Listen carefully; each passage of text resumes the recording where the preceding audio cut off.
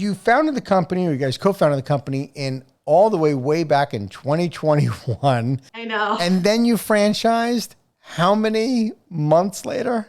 We franchised unheard of in the franchising world about 4 months later. It was insanity. But what we had was years of experience. Yes. And so collectively, we know what this concept is. We know home services. It's the background, it's the blood. I pretty much cut my teeth in home services for years and years and knew all of the questions that were going to be asked, what the systems that needed to be run. And then we brought in experts to help us with things like the epoxy questions and the product questions. And we really leaned on industry experts for that. And well, you're doing something right, I guess. I mean, you have 25 franchises open. You're in 19 states. You've got more franchises in development. Take me back to the very beginning. You mentioned home services. What exactly in home services did you guys do? So Brandon has experience in the window cleaning and roof and exterior cleaning, as well as I have a lot of experience in the roof and exterior cleaning business. In my last business, I grew my last company from around 30 something locations, 35 locations to about 220 before I left the company. Wow. It was really a cool, exciting adventure. And we had I met Brandon back then. That's how we met each other. And so 10 years later, who knew that we were going to be business partners founding a company that does floor coatings? So it's almost like the business was really born out of a challenge, really. Crazy enough as that is, it was. It was this harebrained idea that doesn't seem so harebrained anymore because it's actually a business. And so people wanted to see, can you take the existing systems in any home service business and make another home service business successful? And what we found was, with a lot of training and tips and tweaks and adjustments that any franchise is going to have to make, we made it work. And so honestly, the home service part of things is the easiest part. Learning how to franchise is a whole separate thing. Right. Okay. What made you pick the epoxy floor business? So in the Map to a Million series, Brandon actually goes through a variety of different options. So he looks at like an HVAC company, looked at profit margin, looked at the way that the business needed to run versus how many assets that need to be purchased. And what we found was the epoxy polyaspartic floor coatings industry is a relatively low barrier to entry. It doesn't cost a ton to get into. Knowing and utilizing the systems such as, your daily consumption reports, knowing your numbers, as in every business, but those things can make or break. And we had ways to efficiently monitor all of that. And so what ended up making Wise Coatings unique in an industry where there's other folks that are doing something similar? Well, I think the basic thing there is that we realize that we're a tech company that happens to do floor coatings.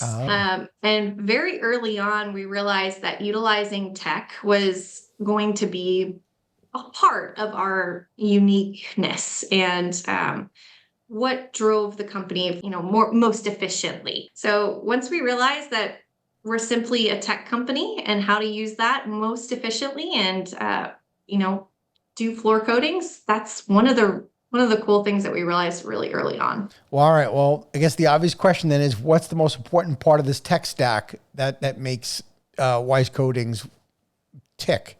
Integration. That's the biggest thing. One of the things that I did in one of my previous businesses is I built that section. We had our accounts payable, we had orders coming in and purchase orders, but none of it talked to each other. And I realized how important integration was. So from the very first moment a franchisee gets a lead, it goes into a marketing software that gets pushed to a CRM, that gets pushed to a dispatch system, that gets pushed to a job scheduling, invoice, receivable, 5-star review, all the way through the process, and it all talks to each other. So I wouldn't say that there's one thing. I would say that the integration of all of the tech is the most beautiful part and the most important part. Okay. Wow. So you get through this challenge by obviously proving out that you could be a technology company and, kind of back into the home services. Where does franchising come into play in the thought? How soon? I mean, obviously you franchised within 4 months, but how soon were you starting to talk about franchising as this challenge is happening?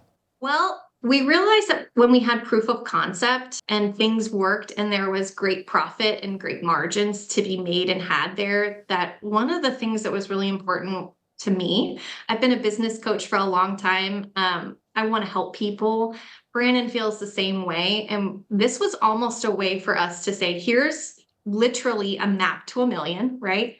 Literally from the YouTube series. Here's how we did it. And then we took all of that and then made it into a franchise system to make people successful. So coaching entrepreneurs and coaching franchisees are a little different there. And what the beautiful thing about coaching a franchisee is, here's the system.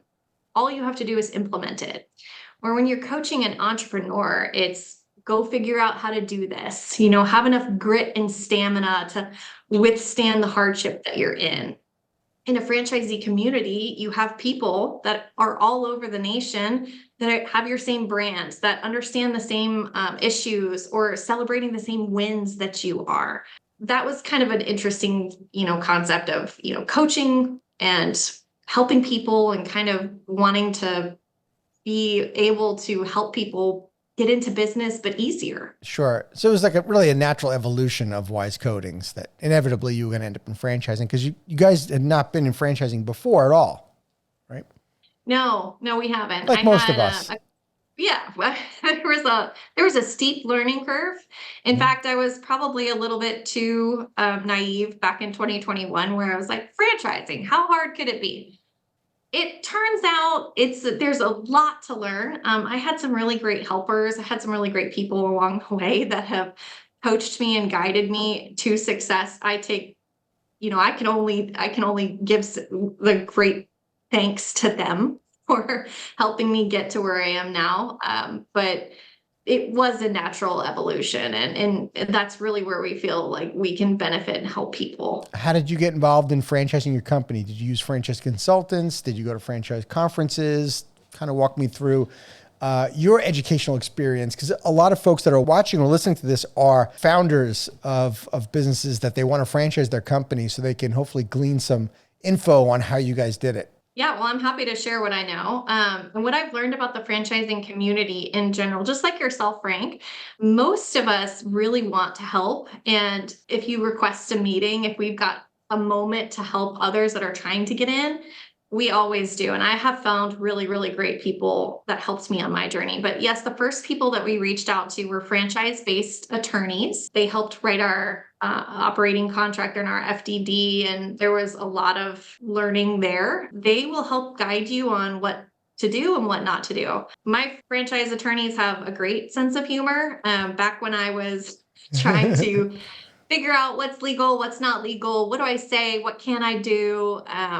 I think one of the attorneys looked at me and she was like, Whitney, do you want to wear an orange jumpsuit? And I was like, orange is not my color. So I think we're going to pass and we're going to just make sure. But it was a clarifying moment of, this isn't actually a normal business. It's highly regulated. Right. So that's what I would say I'd start with. We also hired a consultant that helped guide us through that first year. Okay. What I love about franchising, I've said this, over the years, is that there's full transparency, which not only protects the potential franchisee, but protects us as franchisors. That everything, both hands are above the table. Everything is out there, and it does protect us. And having the right attorney to tell you, where you can, walk a fine line on things you can say or not say it's so important. That if somebody's going to have an attorney, obviously help them draw up an FDD, it's somebody who specializes in franchising. I always say, as opposed to somebody who says, oh, I have an attorney who can do franchising. That's not who you want. No, you want the specialist. You want the person that you can call and ask questions to. Or our attorney really helped us even with, in franchise development, with answering questions that franchisees had, in that first pivotal year when you're not really sure what to say or what to do.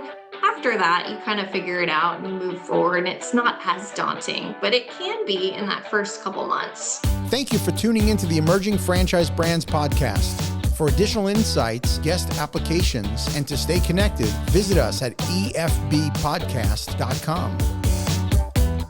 The Emerging Franchise Brands podcast is for entertainment purposes only, and the views expressed do not necessarily represent those of Emerging Franchise Brands, its host Frank Fumey, or Emerging Franchise Group LLC. Any discussed franchise or investment opportunity requires thorough investigation, obtaining proper disclosure documents, and expert consultation before making any investment decisions. The podcast and its host do not offer professional advice or endorsements, and they hold no responsibility for actions, representations, accuracy, or consequential damages related to the podcast content.